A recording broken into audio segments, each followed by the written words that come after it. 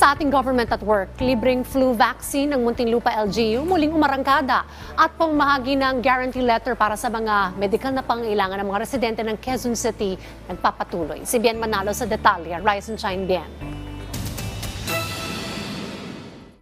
Muling umarangkada ang libreng flu vaccine ng Muntinlupa government. Para ito sa edad 18 pataas bilang karagdagang proteksyon laban sa trangkaso. Magtatagal ang naturang bakunahan hanggang mamayang 1:00 ng hapon.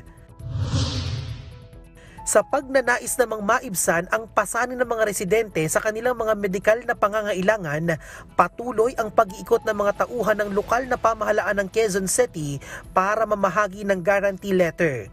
Sunod na nabenepisyohan ang mga Q-citizen ng District 5 kung saan nakatanggap din ng libreng gamot ang mga benepisyaryo. Bien Manalo para sa Morning Show ng Bayan, Rise and Shine, Pilipinas.